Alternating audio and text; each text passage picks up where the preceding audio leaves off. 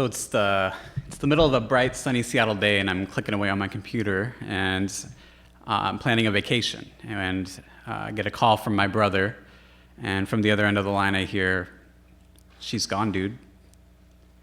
It takes me a second to figure out what he's talking about, but he's talking about our mom. Our mom has passed away, and I get off the phone with him, and I finish planning my vacation. Things were always pretty complicated between me and my mom.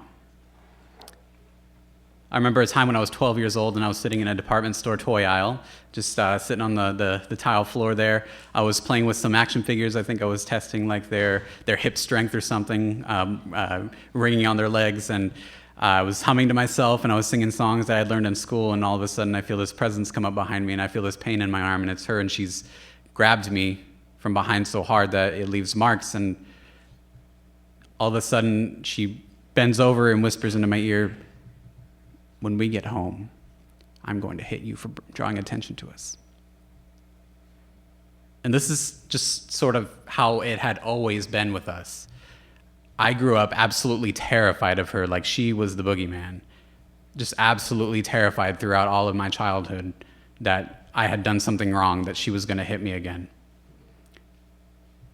And so in this moment, I say, "You're not going to hit me.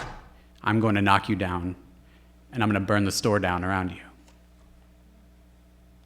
And she looks at me kind of surprised and takes a step back and walks away and starts mumbling something about going to go get security. And I knew in that moment I had lost that battle.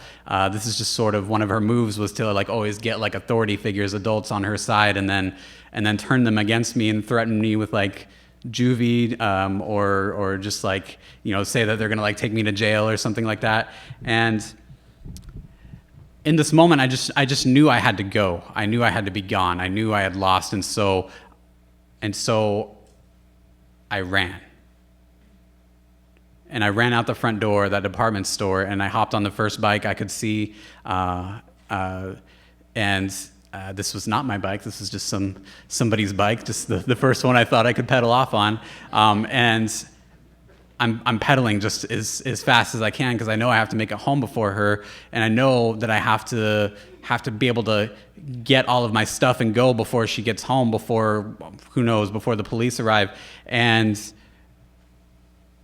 at this point, I should mention that we had been homeless before, and so packing all of this stuff together in kind of a go bag, that was no problem for me. I knew how to do that. I had what I like to think of as like perverted Boy Scout skills, and I knew how to live on the streets. I knew what I had to do to survive, and I knew what I had to grab and go. And so that's what I did, and I spent the next 3 months of my life homeless as a 12-year-old before I was eventually picked up and put into foster care. And so I can imagine you're surprised to find out that I canceled my vacation, to find out that I am driving to her apartment, that I walk into the front office of the apartment manager, and I ask for the key. And I'm a little surprised at myself that I care this much, because up until this point, we had almost no contact with one another. I might see her like once, maybe twice a year, just to check in on her. And I don't know why I continue to check in on her, but I guess I kind of look in on her like she's the little old lady next door that you're kind of worried that is like lifting boxes that are too heavy for her. And so that's sort of our relationship at this point for many years.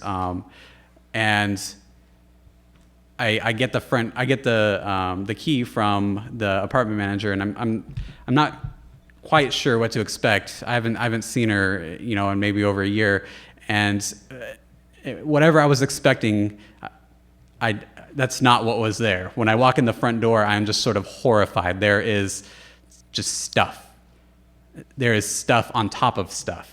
There is furniture on furniture, and there's papers and like newspapers and printouts stacked on top of one another. Like there's just like stuff from floor to ceiling in piles with seemingly no order to them. And I'm just a little bit horrified by all this because this is going to be like days of work for me. And another thing I find is that there are like these narrow pathways around our apartment to get from room to room, and so that you can like, shuffle your way through all this stuff. And I make my way to her bedroom, and that's where like there's this bare patch of floor that I'm able to work from. And the reason that there's this bare patch of floor is that they had to cut out, and by they I mean the coroner's office had to cut out the carpet around her body so that they could take her away. You see, she had been in her apartment and no one had noticed that she had passed away for several weeks, and so they had to cut this carpet out just so that they could perform a proper autopsy in taking her away. And this space was the only place that you could really get anything done, that there was any way that you could sort through anything. And so I'm in this space, and I'm getting a little bit pissed here because I'm here for days, and my keep pile of stuff is just, it's not growing very fast, and my throwaway pile, that's growing pretty darn fast.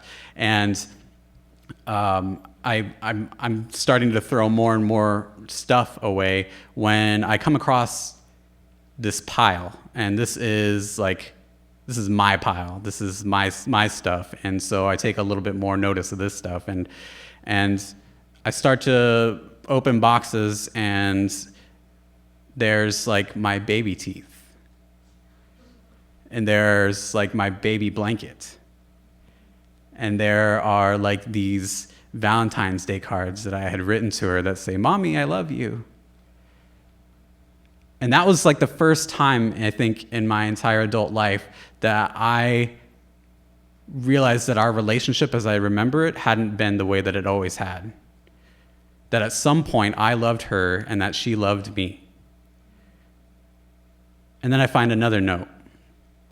And this note says simply, "I'm bad. I'm alone. I'm so sad. I wish I were dead."